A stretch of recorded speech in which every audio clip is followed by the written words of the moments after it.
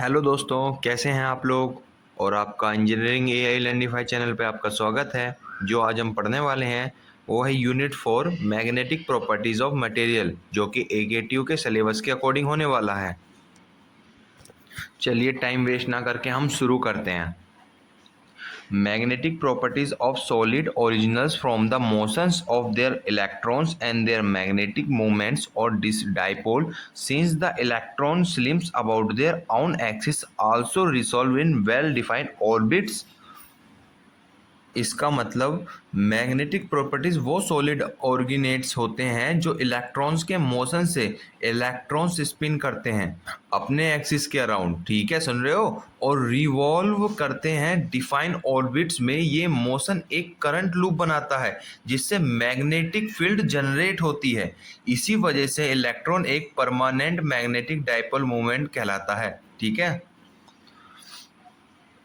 इसके अंदर जो एक मैग्नेटिक फील्ड जनरेट हो जाती है सॉलिड। और चलो दोस्तों, अब इसके टर्मिनोलॉजीज पढ़ जाते हैं कि क्या क्या इसके टर्मिनोलॉजीज में से इंक्लूडेड है, ठीक है। पहला पार्ट है इसका मैग्नेटिक डाइपोल मूवमेंट। ये भी एक टर्मिनोलॉजी है इसकी। Magnetic dipole movements is due to the orbital angular momentum of electrons owing to quantum numbers and it's given by formula, ठीक है। ये फॉर्मूला डिनोट कर रहा है। इसका मतलब ये वो मैग्नेटिक डाइपोल मूवमेंट का फॉर्मूला होता है जहां electron charge, mass of electron और एंगुलर मोमेंट या इनके मूवमेंट आते हैं ऑर्बिटल एंगुलर का, उनका पता लग जाता है। और हम किसकी मदद से निकाल लेते हैं? इस वाले फॉर्मूले की वजह से निकाल देते हैं जो तुम्हें शो हो रहा है, ठीक है। अब नेक्स्ट जो टर्मिनोलॉजी आती है हमारी वो है मैग्नेटाइजेशन। मैग्नेटाइजेशन क्या है? Magnetization of solid is the sum of magnetic movements per unit volume. ये इसका फॉर्मूला है। इसमें क्या है, मैग्नेटिजाइजेशन जो है वो सॉलिड होता है टोटल मैग्नेटिक मूवमेंट्स के सम पर यूनिट जो वॉल्यूम होता है उसके अकॉर्डिंग, ठीक है। एम जो उसमें होता है फ्रैक्शन होता है, सम होता है या टोटल मैग्नेटाइजेशन होता है उसका वॉल्यूम निकालने के लिए। अब तीसरा आता है मैग्नेटिक फ्लक्स डेंसिटी और मैग्नेटिक इंडक्शन। ये क्या है? It is the ability of material to retain magnetism relation होते हैं, ठीक है। जैसे कि इसके फॉर्मूला इसमें लिखा भी है, it is the ability to magnetic material to retain magnetization when a magnetic field, ठीक है, is applied on it is related as. ये इसका फॉर्मूला दिया गया है, ठीक है। फॉर्मूला तो आप डिफाइन करो, जितना ऐसे डिफाइन करोगे ना लिख कर याद आएंगे, इन्हें लिख कर आप प्रैक्टिस करो। ये दे रखा है mu absolute permeability, mu naught permeability of free vacuum space, mu r relative permeability, mu r equal to 1 for space के लिए है, mu r greater than 1 for solid के लिए है, ठीक है। The magnetic flux density in solid में also भी define as B equal to mu naught M plus H, ठीक है। अब तीसरा है हमारा सस्पेक्टिबिलिटी। जो ये प्रॉपर्टी हमारा कहला रहा है, the magnetism of solid is proportional to applied magnetic field. ये भी क्या प्रोपोर्शनल कर रहा है? एक अप्लाई कर रहा है एक मैग्नेटिक फील्ड, ठीक है।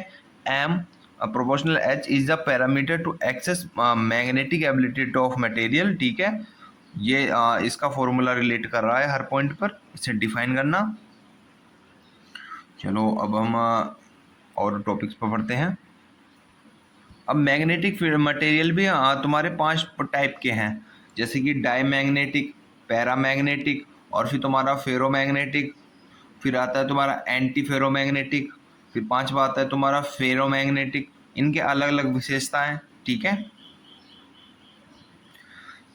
तुम डायग्राम में भी देख सकते हो, paramagnetic movement is ups and diamagnetic material, paramagnetic material, anti ferromagnetic material जो डायग्राम में कैसे रिप्रेजेंट हो रहे, कैसे मूवमेंट हो रहा है। फेरोमैग्नेटिक मटेरियल जो एक ही डायरेक्शन में घूम रहा है। फेरोमैग्नेटिक मटेरियल जो फेरी मैग्नेटिक मटेरियल क्या है, ये यूनि डायरेक्शन में जुड़ रहा है। फेरोमैग्नेटिक डायरेक्शन बिल्कुल पर्टिकुलर है। एंटी फेरोमैग्नेटिक मटेरियल भी तुम्हारा यूनि डायरेक्शनल में जा रहा है। पैरोमैग्नेटिक अलग अलग जगह मूवमेंट कर रहे हैं, ओके। उसी डायग्राम को इसमें लिख के बता रखा है। जो पहला था वो परमानेंट डाइपोल मूवमेंट हो रहा है जिसमें अपसेंट है, ठीक है। और जो सेकंड वाला था उसमें क्या हो, रैंडम मूवमेंट कर रहे थे। अभी तुमने देखा ना सेकंड वाले में रैंडम मूवमेंट कर रहे थे, वही है। परमानेंट आज रैंडमली ओरिएंटेड इन पैरामेट्रिक मटेरियल, ठीक है। और जो तुम्हारा फेवरेट है इसमें अलाइन हो रहे थे स्ट्रॉन्ग मटेरियल एक साथ, ठीक है। और जो ये तुम्हारा एंटी फेरोमैग्नेटिक मटेरियल है, ये मटेरियल आज सब क्लास है ऑफ फेरोमैग्नेटिक मटेरियल। इसका मतलब ये है कि अपोजिट बट इक्वल मूवमेंट, वही था ना, दोनों डायरेक्शन में जा रहे थे, अपोजिट भी जा रहा था दोनों के उसमें, पर मूवमेंट क्या था, इक्वल था।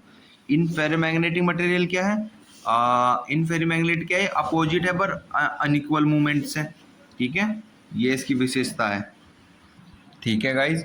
जो ये है ना, ये सारे आपको दिखा दिए कि क्या क्या विशेषता है इन सारे मूवमेंट्स की, और ये डायग्राम आपको इसका थ्योरी में भी रिप्रेजेंट कर सकते हो। चलो अब नेक्स्ट टॉपिक पे बढ़ते हैं। नेक्स्ट टॉपिक आता है तुम्हारा फेरोमैग्नेटिज्म एंड फेरोमैग्नेटिक मटेरियल। इसे ध्यान से पढ़ते हैं, क्या क्या इसकी विशेषता है, क्या क्या चीज़ें हैं। ओके, थ्योरी आप डिस्कस कर लेना, मैं इसको समझा देता हूँ क्या है ये एक तरीके का स्पोटेनियस मैग्नेटिज्म होता है जिसमें विदाउट अप्लाई फील्ड और एटम के मैग्नेटिक मूवमेंट के एक जैसे डायरेक्शन में अलाइन होते हैं, ठीक है। मतलब समझ रहे हो कि ये एक तरीके का मैग्नेटिज्म होता है, जैसे कि बिना अप्लाई फील्ड में ये एटम्स के जरिए एक मैग्नेटिक मूवमेंट तैयार कर लेते हैं। और इसके एग्जाम्पल भी हैं, आयरन, निकेल, कोबलेट के। अब थ्योरी पढ़ लेते हैं, क्या कह रहा है, वही कह रहा है, spontaneous magnetism movement exist in ferromagnetism solid even in absence of applied magnetic field, the strong interaction between the atom in a solid hold magnetic movement. यहाँ पे क्या हुआ, बिना अप्लाई करे ही फील्ड यहाँ पे मैग्नेटिक मूवमेंट तैयार हो रहा है, ठीक है। Atoms parallel to each other, this result to ferromagnetism, iron, nickel, cobalt इसके वेरी बढ़िया एग्जांपल है, जो इसमें प्रोसेस और प्रॉपर्टी में लो टेम्परेचर पे बिलो 29 के पर ये काम हो रहा है, ठीक है। Ferromagnetism is pronounced in some oxide and carbide also European oxide, ठीक है, इन वन सच एग्जांपल। बिना अप्लाई करके एक मैग्नेटिक जनरेट हो रहा है, तो और क्या चाहिए। अब आता है तुम्हारा एंटी फेरोमैग्नेटिज्म, क्या है ये, the tendency of parallel alignment of electron spin is due to quantum mechanical exchange force. When distance between interacting atoms is small, the exchange force produce a tendency for an anti-parallel alignment of electric spin of night-boring atoms. Okay, और define करते हैं क्या क्या कह रहा है इसमें कवि। Consequently there is no net magnetic movements in the solid, the atom in the first transition metals such as copper, zinc in solid states are solid to be antiferromagnetically coupled oxide by magnetized iron and cobalt, and compounds of nickels and manganese are the example of this class of magnetic material। क्या define कर रहा है वो समझते हैं पहले। यहाँ क्या हो रहा है कि दोनों तरफ अपोजिट डायरेक्शन में मूवमेंट हो रहा है पर है इक्वल, तो वही इसमें डिफाइन किया गया है एंटी फेरोमैग्नेटिज्म, ठीक है। ये वही मटेरियल को उसके अंदर डिफाइन किया गया है। ओके, चलो नेक्स्ट टॉपिक पर पढ़ते हैं।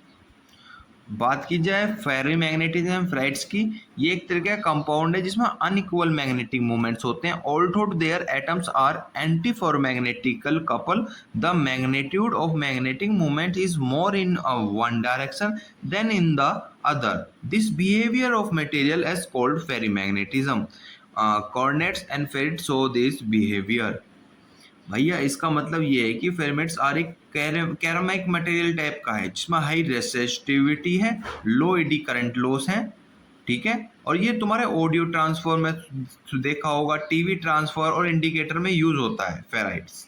ओके, और सच में बताऊं तो इसमें अनइक्वल मैग्नेटिक मोमेंट्स होते हैं। ओके, ये फेराइट्स के बारे में ही है कि कंपाउंड्स जो होते हैं, two compound of two metallic oxide which one is inventory in on iron oxide, the other metal oxide में भी bivalent elements such as Ni, Mn, Jn, Cu, Fe।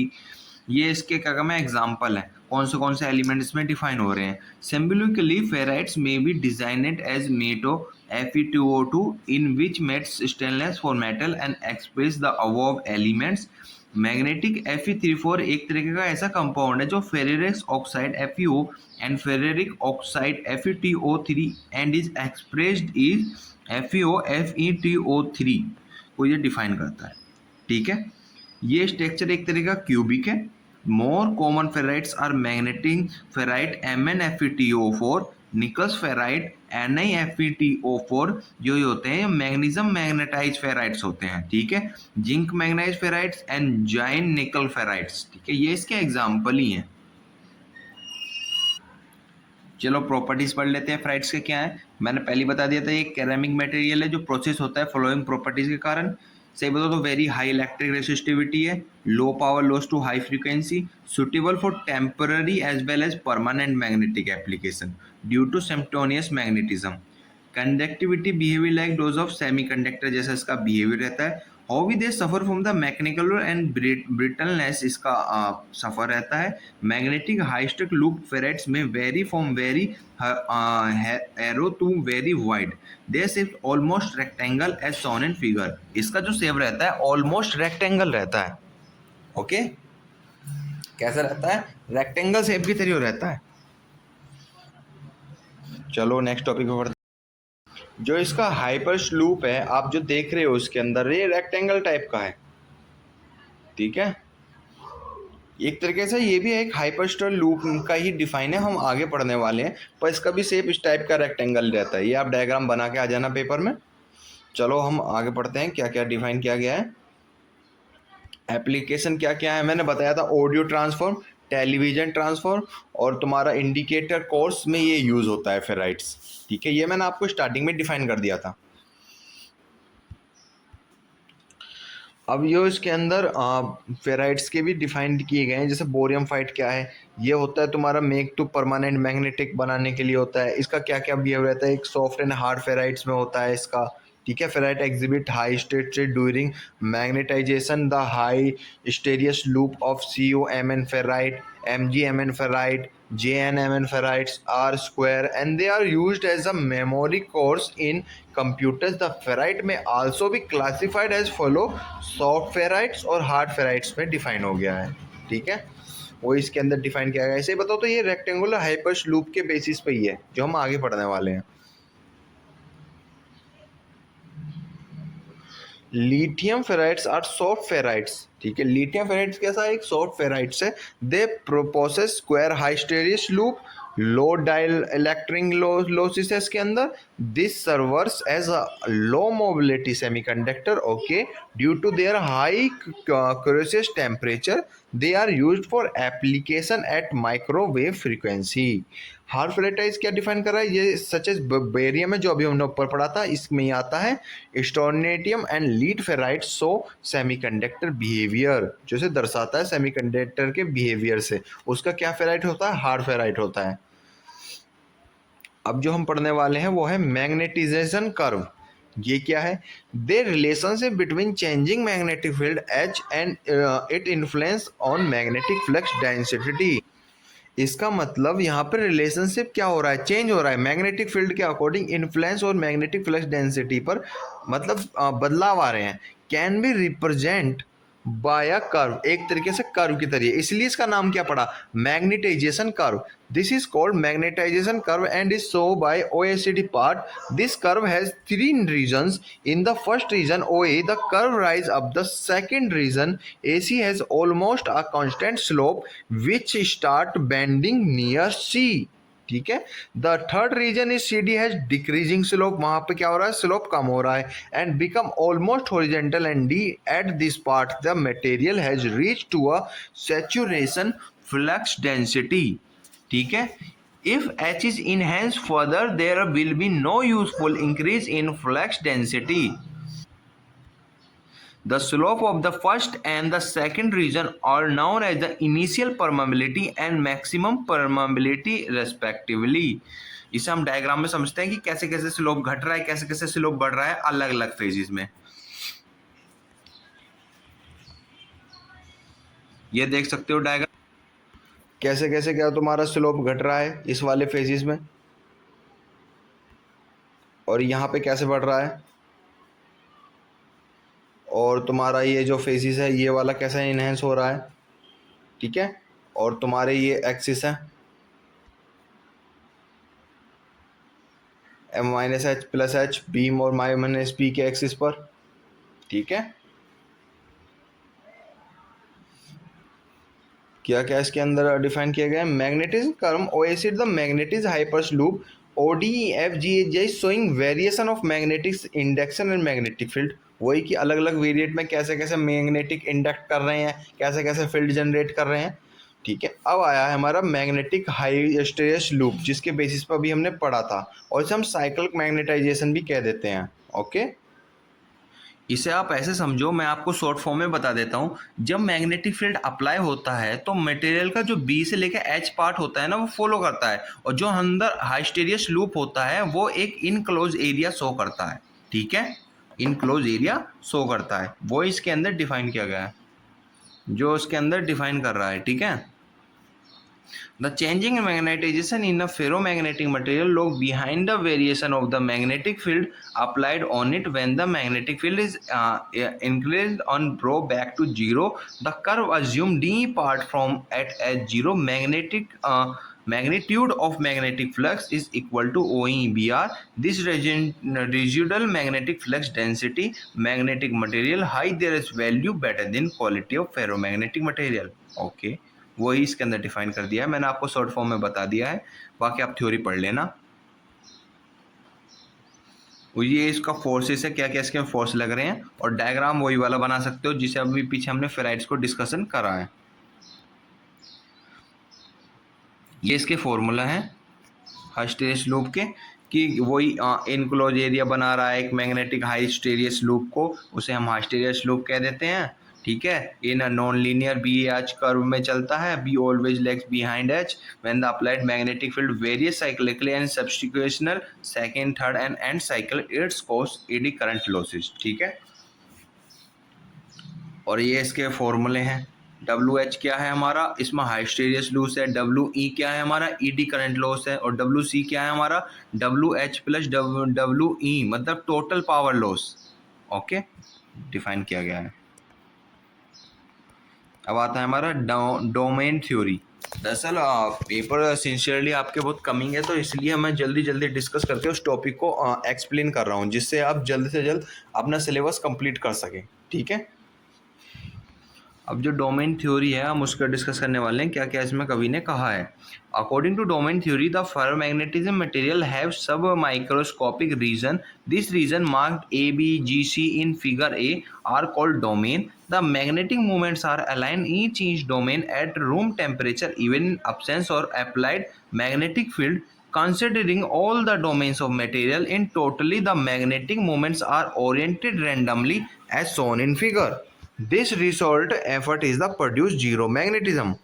भाई इसका मतलब ये कहा गया है कवि में कि फेरोमैग्नेटिक मटेरियल में सब माइक्रोस्कोपिक डोमेन होते हैं, जैसे कि फील्ड अप्लाई करना पर सब डोमेन अलाइन हो जाते हैं फील्ड के डायरेक्शन में अलग अलग। ठीक है, इससे मैग्नेटाइजेशन इंक्रीज होता है। ओके, इसके अंदर चलो डायग्राम समझते हैं क्या क्या चीज़ें इसके अंदर डिफाइन की गई हैं। When a magnetic field H is applied on material, this magnetic moment each domain align themselves in direction of their shown figure. अब एक ऐसा करो डायग्राम से समझ लीजिए कैसे कैसे अलाइन हो रहे हैं, अलग अलग फील्ड अलग अलग डायरेक्शन में जा रहे हैं। फिगर ए, फिगर बी और फिगर सी में देख रहे हो बिल्कुल परपेंडिकुलर सिमिलर डायरेक्शन में जा रहे हैं। ठीक है, पर अलग अलग फील्ड में है ये सब कुछ। ओके, अब जो नेक्स्ट टॉपिक होने वाला है मैग्नेटिक मटेरियल। मैग्नेटिक मटेरियल है क्या? Magnetic material are available in different forms and magnetization range. This magnetizing materials are broadly classified into soft magnetic material and hard magnetic material.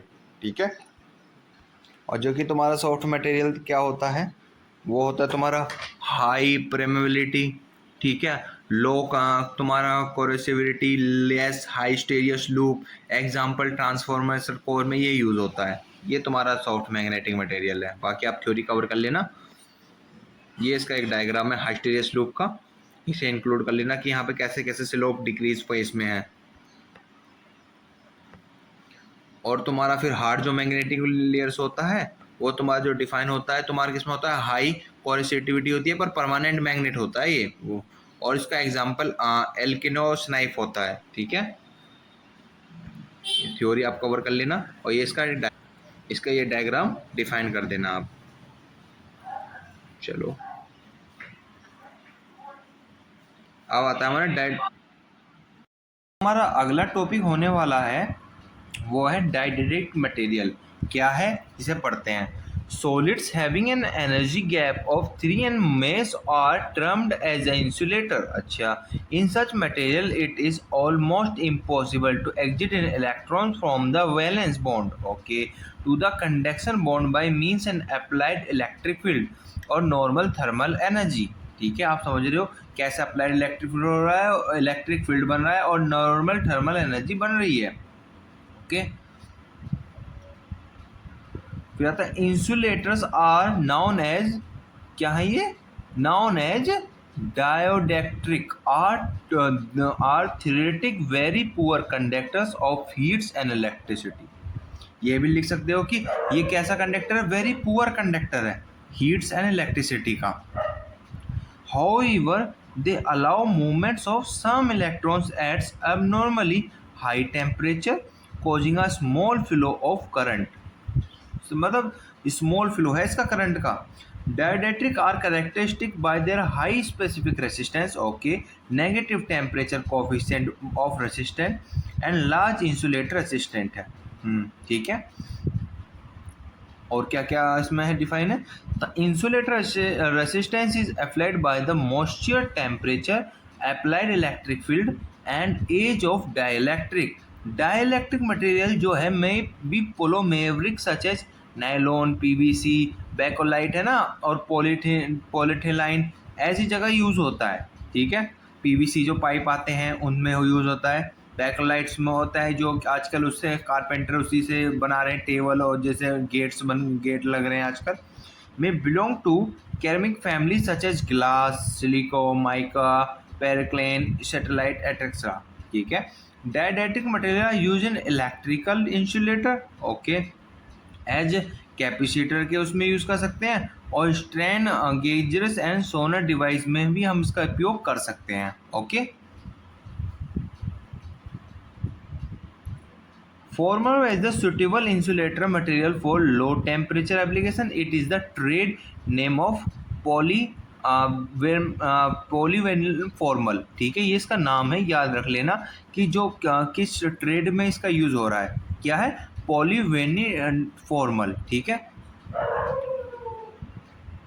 आप polarisation ऐसे समझो, जो dielectric का जादू उनकी पोलराइजेशन की एबिलिटी में छुपा हुआ है। जैसे कि जब एक इलेक्ट्रिक फील्ड डाइइलेक्ट्रिक मटेरियल पर अप्लाई किया जाता है तो एटम्स या मॉलिक्यूल्स के अंदर के जो पॉजिटिव और नेगेटिव चार्ज हैं वो थोड़े से डिस्प्लेस हो जाते हैं, एक इलेक्ट्रिक डाइपोल बन आता है और इस फिनोमेना को ही पोलराइजेशन कहते हैं। ठीक है, यही तो काम हो रहा है इसके अंदर।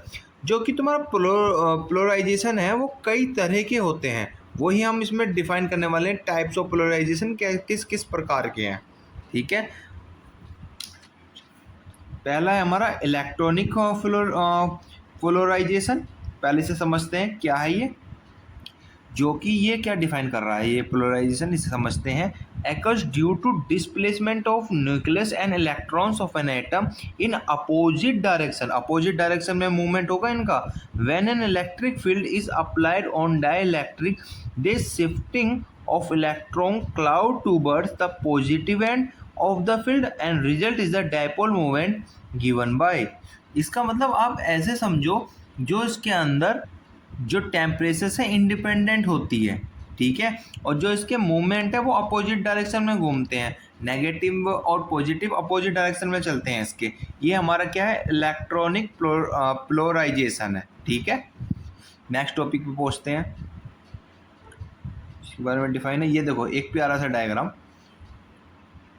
डायग्राम जरूर बना के ले करो। देखो ये कैसे इसके अंदर अप्लाइड करते हैं तो अपोजिट डायरेक्शन में कैसे चल रहा है, न्यूक्लियस या एटम्स अपने अपोजिट डायरेक्शन में चल रहे हैं। इसमें हमने अप्लाइड करने के बाद ये वाला ये ऑब्जेक्ट था तो कैसे उसके अंदर सर्कुलर थे, पर जैसे ही अप्लाई करा क्या हो रहे हैं, अपोजिट डायरेक्शन में घूम रहे हैं। ओके, सॉरी गाइस, वो मिस्टेक होगी। इलेक्ट्रॉनिक जो हमारा पीछे था इलेक्ट्रॉनिक पोलराइजेशन, वहाँ पे क्या हो रहा था, वहाँ पे एक इलेक्ट्रॉन क्लाउड बन रहा है न्यूक्लियर के, और जो तुम्हारा आयोनिक पोलराइजेशन है वहाँ हमारे अपोजिट डायरेक्शन में घूम रहा है। सॉरी, यहाँ पे जो डिफाइन हो रहा है तुम्हारा इलेक्ट्रॉनिक पोलराइजेशन, इसमें क्या हो रहा है कि तुम्हारा एक क्लाउड बना रहा है, ठीक है, पर यहाँ पे electrons of an atom in opposite direction के अंदर बन रहा है तो इसमें भी अपोजिट डायरेक्शन, पर वहाँ पे क्या बन रहा है, ये क्लाउड बना रहा है उसकी जगह, वहाँ मूवमेंट हो रहे हैं दोनों अपोजिट डायरेक्शन में, ठीक है। वही मैंने डायग्राम से आप देख सकते हो कैसे डिफाइन हो रहा है।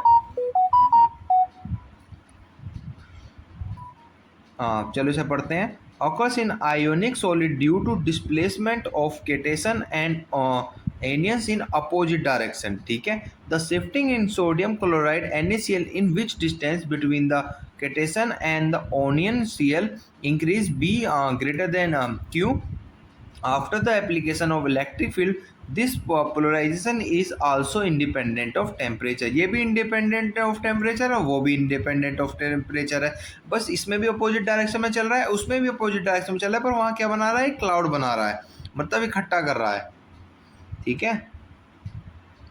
यहाँ पे ये इस तरह अपोजिट डायरेक्शन में जा रहा है, इसका देखो कैसे बदलाव होकर ये एग्जाम्पल है कैसे अपोजिट डायरेक्शन में चल रहे हैं, ठीक है। अब आ जाता है हमारा ओरिएंटेड पोलराइजेशन। ये एक तरीके का टेम्परेचर डिपेंड पोलराइजेशन है, जो कि प्रोसेस है हाइड्रोकार्बन मॉलिक्यूल्स की। The molecule align themselves in the direction of applied field with increased temperature the alignment of become random, the CH3Cl molecules carrying deep dipole moment, okay, even without a field gets aligned in this way, the positive and negative charges do not coincide in these molecules. Contrary to CH3Cl, the molecule CH4 molecules carry in no thermal dipole in positive। क्या कहना चाह रहा है इसमें कवि, उसे समझते हैं। इसमें यहाँ पे भी टेम्परेचर डिपेंडेंट होती है, ठीक है, और यहाँ पे जो मटेरियल में होती है ना, जिसमें परमानेंट डाइपोल होते हैं, जो पोलर मॉलिक्यूल्स होते हैं, वो इलेक्ट्रिक फील्ड के एब्सेंस में होते हैं। ये डाइपोल्स रैंडमली ओरिएंटेड होते हैं, और जब फील्ड अप्लाई होता है तो ये फील्ड के साथ अलाइन होने लगते हैं, ओके। इसकी ये विशेषता है, ओरिएंट जैसे कहते थे ना, ओरिएंट करना, ऑर्गेनाइज, वही वाला यहाँ पे हो रहा है, यहाँ उसके साथ मिल रहे हैं, ठीक है। इस डायग्राम में देख रहे हो कैसे साथ ही साथ चल रहे हैं, उसी के साथ वहाँ पे फ्लो कर रहा है वो, ओके। ये इसमें ये एग्जांपल दिया गया है, आप ऐसे समझो एग्जांपल में रियल लाइफ में, जैसे होता नहीं है कि कुछ बच्चे खेलने जा रहे हैं, तो आप क्या करोगे, जैसे आपकी क्लास के कुछ बच्चे खेलने जा रहे हैं, कुछ बच्चे क्या करेंगे, उनके साथ फ्लो करने लग जाएंगे, उन्हीं के साथ मिलके खेलने चले जाएंगे, तो वो इसके अंदर अप्लाई हो रहा है, ओके। अब आता है तुम्हारा स्पेस चार्ज पोलराइजेशन। क्या कह रहा है इसके अंदर, occurs due to an diffusion under the influence of applied field, the redistribution of positive negative charges take place, okay। total polarization of electric material may be obtained by summing up all the above sources, total Pe plus Pi Po plus Pi। इसे समझते हैं क्या कहना चाह रहा है। ये ionic diffusion के कारण मटेरियल के अंदर इंटरफेस या बाउंड्रीज पर पॉजिटिव और नेगेटिव चार्ज की जो रीडिस्ट्रीब्यूशन से होती है ना, जब अप्लाई फील्ड होता है, तो ये अक्सर डिफेक्ट या इम्प्योरिटी जूरी होती हैं इसके अंदर, ठीक है। क्या क्या है वो डायग्राम से समझेंगे इसके अंदर। इस डायग्राम में देखो कैसे कैसे हो रहा है वो इम्प्योरिटीज। यहाँ पे क्या है, नेगेटिव पॉजिटिव के चार्जेस हैं, यहाँ पे कैसे कैसे होने लगे, उसी को देखा था कि ऊपर क्या हो गया, 3 पॉजिटिव हो गए, 1 नेगेटिव हो गया, 3 नेगेटिव हो गए, 1 पॉजिटिव हो गया, यही तो चीज़ें हो रही हैं इसके अंदर, ठीक है।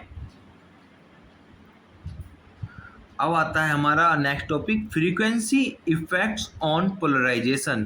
क्या क्या फ्रीक्वेंसी के इफेक्ट्स होते हैं पोलराइजेशन पे। जो हमारी जो भी इफेक्ट पड़ता है ना पोलराइजेशन पर, इलेक्ट्रॉनिक का, इन चीज़ों का, तो उस पर भी हमारा फ्रीक्वेंसी डिपेंड करता है। जैसे कि इलेक्ट्रॉनिक पोलराइजेशन बहुत हाई फ्रीक्वेंसी है, तो वो क्या हो गया, वो एक ऑप्टिकल रेंज हो गया, पर जबकि आयोनिक और ओरिएंटेड पोलराइजेशन जो हमने डिस्कस करा था, उनकी लोअर फ्रीक्वेंसी है। इंफ्रारेड और ऑडियो रेंज जैसी फ्रीक्वेंसी होती है ना, जो रिमोट से कंट्रोल होते हैं, पर होते हैं जैसे स्पेस चार्ज पोलराइजेशन में कौन सी फ्रीक्वेंसी होती है, जनरली बहुत लो फ्रीक्वेंसी होती है, जैसे डोमिनेट होती हैं, ठीक है, ये हर चीज़ टॉपिक को फ्रीक्वेंसी से इसमें पोलराइजेशन को टर्मिनेट किया गया है कि उसकी क्या फ्रीक्वेंसी है। जो हमारा इसमें फील्ड जनरेट हो रहा है ना हमें इलेक्ट्रॉन के जरिए, तो उसकी फ्रीक्वेंसी भी पता चल रही है कि उसकी क्या क्या फ्रीक्वेंसी है पोलराइजेशन की। जैसे इसमें डायग्राम में देख सकते हो, तुम्हारा स्पेस चार्ज जो पोलराइजेशन है उसकी फ्रीक्वेंसी कितनी आ रही है, और तुम्हारा ओरिएंटेशन की फ्रीक्वेंसी कितनी है, तुम्हारा क्या काम है इलेक्ट्रॉनिक की फ्रीक्वेंसी कितनी है। हर पर्टिकुलर की अलग अलग फ्रीक्वेंसी है। यहाँ पे देख सकते हो ऑडियो की इतनी है जी, रेडियो की इतनी है, इंफ्रारेड ऑप्टिकल की कितनी है। और जैसे कि तुम्हारे घर पे फाइबर लग रहे हैं, इंटरनेट के लग रहे होंगे बच्चों के, तो वहाँ पे भी क्या है, उनकी फ्रीक्वेंसी हम कैसे मेजर कर रहे हैं, पोलराइजेशन के जरिए भी हम मेजर कर रहे हैं कि उन पोलराइजेशन के अकॉर्डिंग उनकी क्या क्या फ्रीक्वेंसी है। ओके, वो इसके अंदर डिफाइन किया गया, electronic polarization occur to frequency ranging from the electric power to optical frequency ionic oriented processor occur between the infrared and audio frequency range. ठीक है, space charge polarization occurs to ordinary frequency and is the considerable below 100 Hz। ठीक है, dielectric breakdown वो कैसे टूटता है, the voltage per unit thickness that can B sustained by an insulating material before its breakdown is called as dielectric strength। ठीक है, यही इसका ब्रेकडाउन का कारण है। ठीक है, अब good insulating material process high dielectric strength, जिनका इंसुलेटिंग हाई होगा मतलब इंसुलेटिंग बढ़िया होगा उस मटेरियल का, तो उसकी हाई डाइलेक्ट्रिक स्ट्रेंथ रहेगी। ओके,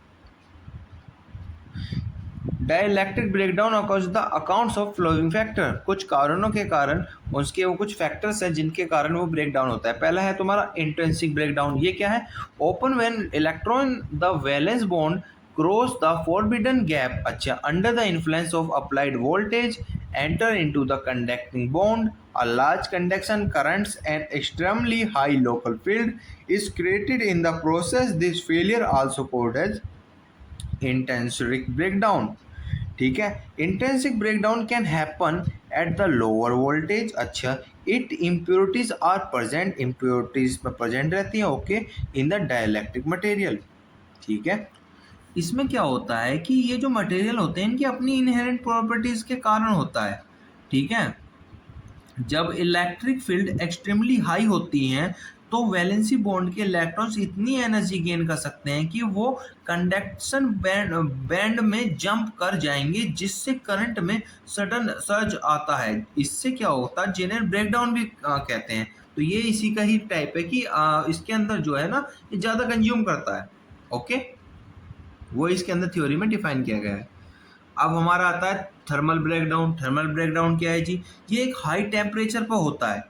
पुअर हीट डिसिपेशन के कारण जैसे जैसे करंट फ्लो करता है, थोड़ी सी भी एनर्जी डिसिपेट होने से मटेरियल गर्म हो सकता है। अगर हीट डिसिपेटेशन से ज़्यादा हो जाए तो टेम्परेचर बढ़ता है, जिससे कंडक्टिविटी बढ़ती है और इवेंचुअली ब्रेकडाउन हो जाता है। वो इसके अंदर डिफाइन है, आप इसके अंदर पढ़ सकते हो कैसे कैसे अगर हल्की सी भी लीकेज के कारण वहाँ से प्रॉब्लम बन जाती है। या high temperature due to poor dissipation and accumulation non dissipated heat produce by electrical energy, failure occur by melting अगर हो जाए तो can be avoided, heat discipline is more than heat generation, this is breakdown is more servers. जो इसके अंदर field जो generate हो रही है वो कैसे इसी तरह तो टूट रही है, यही हमारा थर्मल ब्रेकडाउन है। अब जो हमारा इलेक्ट्रोकेमिकल ब्रेकडाउन है इसका क्या चक्कर है, सभी पढ़ते हैं। Takes place when the leakage current increase due to larger mobility of ions says temperature, the dielectric concept into their oxides and insulation और resistance decrease। क्या कह रहा है इसमें कवि, इसमें जो होगा ना हाई टेम्परेचर पर आयंस की जो मोबिलिटी के कारण क्या होगा, लीकेज करंट से बढ़ जाता है। उससे क्या होगा जी, उससे क्या है, केमिकल की चेंजेस होने लग जाएंगे और उसी के डिग्रेडेशन होते ही क्या होगा, इंसुलेशन रेसिस्टेंस कम हो जाता है, जिसके कारण ये ब्रेक डाउन हो जाएगा। यही हमारा इलेक्ट्रोकेमिकल ब्रेकडाउन है। ठीक है, याद रखना। आगे जो नेक्स्ट टॉपिक है हमारा डिस्चार्ज ब्रेकडाउन है। इसके क्या है, occur due to the presence gas bubbles in the solids and their bombardment on application of applied field, gaseous atoms get ionized of lower potential than the solid atom and hence causing deterioration. मतलब ये वही है कि यहाँ पे क्या हो रहा है, यहाँ पे गैस बबल के कारण हमारा ब्रेक डाउन हो रहा है, ठीक है। अलग अलग ब्रेक डाउन की मतलब अलग अलग चीज़ें हैं। हमारा फिर डिफेक्ट्स ब्रेक डाउन, इसका तो तुम्हें समझ रहे हो कुछ डिफेक्ट होना। occur on the surface of dielectric material due to determinate effects of moisture on the cracks and proof glazings of the surface may eliminate this breakdown and fireproof silence high strength mica other chemically inert materials are used to provide good surface finish। ठीक है, ये इसकी विशेषता है, ये defect break down की है, ठीक है। अब नेक्स्ट टॉपिक पर आता है हमारा वही फेरो इलेक्ट्रिक मटेरियल। इसमें फेरो इलेक्ट्रिक मटेरियल्स की वही डिफाइन किया गया है कि those dielectric which have a dielectric consist above 2000 they are analogous to ferromagnetism as all the electric dipoles are align in the same direction. ठीक है, एक ही सेम डायरेक्शन में अलाइन होते हैं even in the absence of electric field. when an electric field is applied to the ferroelectric material, okay, the ferroelectric domains gets aligned। वहां पे क्या हो रहा है, एक अलाइन बना रहे हैं इन the direction of applied field. ठीक है, जिस डायरेक्शन में हमारा एक अप्लाई करा है फील्ड को उसी में। Hence large and spontaneous polarization is observe in such solids. They also exhibits the property of piezoelectric changes in their structure and behavior have seen at critical temperature called ferroelectric Fourier temperature। ठीक है, some ferroelectric crystal and their properties are listed। कौन सी इसके अंदर properties बन रही हैं उसे पढ़ते हैं। ये रहा, ये मटेरियल्स हैं, ठीक है। कौन सी मटेरियल, उनकी क्या क्या पोलराइजेशन हो रही है, उसकी ये मतलब फेरोइलेक्ट्रिक क्यूरिक टेम्परेचर है, कौन से टेम्परेचर पे वो रिएक्ट कर रही हैं। ठीक है, ये जो तुम्हारे टेम्परेचर है उस पर कैसे कैसे रिएक्ट कर रही हैं। अदर फेरोइलेक्ट्रिक मटेरियल आर क्या है, रोसेल सोल्ट, टेरोहाइड्रेट ऑफ पोटेशियम टेराटाइट, ये भी एक एग्जांपल है। ठीक है, ये इसके एग्जांपल है, ऊपर आपको चार्ट बना रखा है उसे डिफाइन कर देना। Ferroelectric are used in applications such as electro-optic material, sonar devices, strain gases, microphone and a miniature capacitor में इनका यूज होता है। ओके, अब हमारा जो नेक्स्ट टॉपिक होने वाला है, ferroelectric material exist in the hysteresis loop. वो हिस्टेरियस लूप को ही डिफाइन कर रहा है just like a ferromagnetic material. Ferroelectric also retain the polarization state after being exposed to the electric field making them useful as memory. ठीक है, और अब हमारा वही टॉपिक हिस्टेरियस लूप, वो इसके अंदर बना देना है, क्या क्या स्लोप बन रहे हैं। ठीक है, इस पेज में क्या क्या स्लोप बन रहे हैं, इस वाले स्लोप में इस टाइप का बन रहा है, ये कौन से एक्सिस पे है। ओके, और ये तुम्हारा पोलराइजेशन डी है, ये इलेक्ट्रिक फील्ड है जो इस वाले डायग्राम में जा रही है। ये क्या है, नॉन रिमानेंटेंट पोलराइजेशन है, पर ये रिमानेट पोलराइजेशन है भाई, तो परमानेंट समझो। ओके, और ये है तुम्हारा सैचुरेशन पोलराइजेशन। ये इसमें हिस्टेरियस लूप में डिफाइन किया गया है फेरोइलेक्ट्रिक मटेरियल कैसे कैसे वर्क कर रहा है अपने अपने अलग अलग स्लोप में। ठीक है, important points of ferroelectric hysteresis loop क्या क्या डिफाइन किए गए हैं। There are 3 important points in ferroelectric hysteresis loop, जैसे कि electric coercivity, this in the electric field required to switch the polarization. अच्छा, between positive and negative value switch कर सकते हैं इसके अंदर। Note that the positive field can induce negative polarization giving rise to negative capacitor. Remanent polarization इसका important दूसरा topic है, जिसमें क्या कर रहा है, the amount of polarization that remain in the material after the electric field is removed, यहाँ remove हो रहा है इलेक्ट्रिक फील्ड। फिर आता है तुम्हारा saturation polarization, this is the maximum amount of polarization that can be introduced in the material at high electric field strength, उसकी strength के हिसाब से। ओके, अब हमारा टॉपिक है सुपर कंडक्टिंग मटेरियल क्या क्या है। ये हमने पीछे भी डिस्कस करा था कि some material when they are cooled below certain temperature their resistivity gets abolish mean their exhibit the infinite conductivity the property और जो इसका फिनोमिना है infinite conductivity in material is called as a superconductivity। इसी phenomena को क्या कह रहे हैं हम, सुपर कंडक्टिंग मटेरियल कह रहे हैं। ठीक है, प्रॉपर्टीज ऑफ सुपर कंडक्टर्स की ये एक ही टाइप की नहीं, इसकी कई कई प्रॉपर्टीज़ हैं, जैसे कि जीरो इलेक्ट्रिक रेसिस्टेंस और infinity conductivity, Meissner effect, critical temperature, critical magnetic field, फिर आता है प्रेसिडेंट करंट, फिर जोस-पॉइसन करंट, फिर क्रिटिकल करंट। ये क्या है, इसी के वो मतलब प्रॉपर्टीज़ है सेमीकंडक्टर्स की। ठीक है,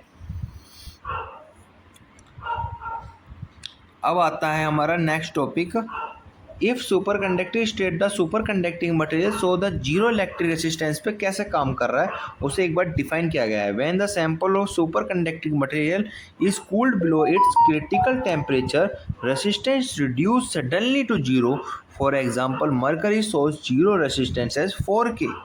ठीक है, कैसे कैसे वहाँ पे वर्क कर रहा है आप डायग्राम से समझ सकते हो। ये वाला सुपर कंडक्टिविटी को जा रहा है और ये नॉर्मल को जा रहा है और ये हमारा इलेक्ट्रिक रेसिस्टिविटी और टेम्परेचर से हमने डिनोटेड किया गया है। ओके, अब हमारा टॉपिक आता है मैशनेस इफेक्ट। ये क्या है, when a super conductor is cooled below the critical temperature, अच्छा, it explains the magnetic field and does not allow to magnetic field to penetrate inside it. This phenomena is superconductor is called a Messiness effect। आप ऐसे समझो कि जैसे ये perpendicular जैसे सीधा जा रहा है पर क्रिटिकल टेम्परेचर कूल टेम्परेचर के कारण क्या हो रहा है, यहाँ पे एक्सपेल्स हो रहे हैं। यहाँ पे देख रहे हो पहले उसमें ये हो रहा है, फिर दूसरे उसमें टेम्परेचर जब हमारा क्रिटिकल टेम्परेचर बढ़ गया तो वहाँ पे क्या हो गया, एक्सपेल हो गया। ग्रेटर देन एक्सपेल पे है तो एक्सपेल हो गया, और जो टेम्परेचर से अगर बड़ा होता है तो ये पार जा रहा है। ओके, अब जो हमें क्रिटिकल टेम्परेचर और ट्रांसमिशन टेम्परेचर है वो उसे एक बार डिफाइन करने के लिए यहाँ पे थ्योरी दे दी है। Critical temperature superconducting material temperature at which the material changes from normal conductivity state to superconducting state. ठीक है, this transmission from normal conducting state to superconducting state sudden and complete. इसका मतलब ऐसे समझो कि अपना अलग अलग बिहेव के अकॉर्डिंग यहाँ पे डायरेक्शन बदल रही है। जैसे critical temperature superconducting material is the temperature at which the material changes for normal conducting, वो नॉर्मल कंडक्टिंग स्टेट में है, पर जो तुम्हारा transition from normal conducting state का है वो सुपर कंडक्टिंग स्टेट का सडन और अचानक होता है। ठीक है, और ध्यान रखना जो भी तुम्हें मैसेज इफेक्ट हो तो ये डायग्राम जरूर बना के आना कि तुम्हारा जैसे टेम्परेचर से अगर बड़ा है क्रिटिकल वाला टेम्परेचर तो मतलब तो तुम्हारा यहाँ पे एक्सपेल हो जाएंगी, पर अगर तुम्हारा टेम्परेचर मतलब छोटा है और मतलब छोटा है तो टेम्परेचर क्रिटिकल बड़ा है क्या, एक्सपेल हो जाएंगी। पर जो तुम्हारा टेम्परेचर बड़ा है और क्रिटिकल टेम्परेचर छोटा है तो वो पार हो जाएंगी। ठीक है, यही हमारा मेसनर इफेक्ट है। इतना डायग्राम बना के आ जाना, ये भी लिख देना, it expels the magnetic field and does not allow to magnetic field to penetrate inside it, this phenomena is superconductive is called Meissner effect. और ये एक बार डायग्राम बना देना, ये आप बाकी थ्योरी पढ़ लेना क्या क्या इसके अंदर कभी। ये एक डायग्राम बनाया है प्यारा सा, किस किस स्टेट में नॉर्मल स्टेट बन रही है और कौन से में सुपर कंडक्टिंग स्टेट हो रही है। ये टेम्परेचर है वो तो ही। अब आता है हमारा तुम्हारा जोस-पॉइसन करंट। ठीक है, if two superconductors are separated by thin film of insulating material which forms the low resistance junction, is found that the copper pairs of electrons can tunnel from one side of junction to other side. The current due to flow of such copper pairs is Josephson current. Such as junction are used in SQUAD, computer memories and other microelectric device। ठीक है, ये आप theory समझ लेना। When a current is passing through a conductor under superconducting states, Magnetic field is developed if the current increase beyond a certain value. The magnetic field increase up critical value which conductor retain is the normal states. वो क्या हो रहा है हमारा critical current बना रहा है. This value of current is called a critical current. ठीक है. इसके भी क्या काम है एप्लीकेशन, जैसे स्विचिंग एलिमेंट हो गया, फ्लिप फ्लॉप डिवाइस हो गया, very strong magnetic as in MRI, magnetic hydrodynamic generator, cryogenic engineer, magnetic detector, electronic squid जैसे super conductor, quantum interference devices है ना, हाई स्पीड क्वांटम कंप्यूटिंग सुना होगा, सेंसर, फिल्टर, रडार, और भी एग्जांपल 8वें नंबर पर transportation, magnetic levitated train, marine populations, ये इसके हैं, इसके एप्लीकेशन है सुपर कंडक्टर्स के, लिख कर आ सकते हो. Type of superconductor are classified into flowing categories on in different consideration. अलग अलग कंसिडरेशन के अकॉर्डिंग वो कैटेगरी में डिफरेंट में बटे हुए हैं. On the basic of working temperature में कौन से लो टेम्परेचर सुपर कंडक्टर कौन से हैं, TC-25K के बीच में. दिस आर मोस्टली मेटेलिक, ये मेटेलिक साइज में होते हैं. ठीक है. और जो तुम्हारे हाई टेम्परेचर सुपर कंडक्टर के जो मटेरियल होते हैं इस वाले टेम्परेचर के अकॉर्डिंग, ये तुम्हारे क्रेमिक टाइप के होते हैं, are suitable for magnetic application. यहाँ पे एलिमेंट्स आपको डिफाइन करने के लिए दे दिए हैं, HG, PV, MO, TA, NTI short form में. On the basis of kind of material कैसे कैसे होता है, metallic super conductor, intermetallic compound super conductor, ceramic super conductor, alloy super conductor. Okay. अब जो हमारा तीसरा है वो है हमारा on the basic of penetration magnetic line of force, time 1 soft super conductor, type second hard super conductor में इसमें बांटा गया है. ठीक है. नीचे टेबल से पढ़ते हैं और अच्छा एक्सप्लेन मिलेगा. In exits complete Meissner effect, इसमें क्या है माइसनर इफेक्ट्स है. ओके. पर it does not exhibit a complete Meissner effect, इसमें कंप्लीट माइसनर इफेक्ट नहीं है. ठीक है. They are completely diamagnetic. ठीक है, ये डायमैग्नेटिक है. They are not completely diamagnetic, ये डायमैग्नेटिक नहीं है. ये एग्जांपल इसके टीन, लीड, मरकरी, और ये इसके एग्जांपल हैं एलिमेंट्स के NBGR, NBTI शॉर्ट फॉर्म में, VAGA, NBSN. ठीक है. ये डायग्राम दिए गए हैं कैसे कैसे डिफाइन हो रहे हैं, किस वे में जा रहे हैं. ओके. यहाँ पे अप्लाइड हो रहा है मैग्नेटिक फील्ड, उसी डायरेक्शन में चल रहा है. ठीक है. अब जो नंबर हमारा टॉपिक है, the value of SC is always too low, it's about 0.1 tesla. पर इसका जो SC होता है ये हाई होता है. They have only 1 critical magnetic field, पर यहाँ पे 2 क्रिटिकल मैग्नेटिक फील्ड बन रहे हैं. ठीक है. इसमें नो मिक्स स्टेट होते हैं, पर इसमें मिक्स स्टेट बन रहे हैं. ऊपर देख सकते हो एक स्टेट यहाँ है, अलग फेज में स्टेट्स बन रहे हैं ना. This are called soft super conductor, ये हार्ड सुपर कंडक्टर होता है. It require low magnetic field, पर यहाँ पे लार्ज मैग्नेटिक फील्ड की जरूरत पड़ रही है. इट लॉसेज मैग्नेटाइजिंग अब्रोबेटली, पर यहाँ पे लॉसेज इज मैग्नेटाइजेशन ग्रेजुअली का यहाँ पे डिफाइन हो रहा है. ठीक है. ठीक है दोस्तों, इतना जोड़ने के लिए धन्यवाद. यहाँ पे आपका ऑलरेडी टोटल सिलेबस कंप्लीट हो गया है, और अगर कुछ डाउट है तो कमेंट सेक्शन में ज़रूर डाल देना. और अगर आपको कंटेंट अच्छा लगा तो उस चैनल को सब्सक्राइब और लाइक करना ना भूलें. और थोड़ा सा अगर आपको अच्छा लगा हो तो थोड़ा सा सपोर्ट करिए. ठीक है जी, धन्यवाद. मिलते हैं अगले लेक्चर में.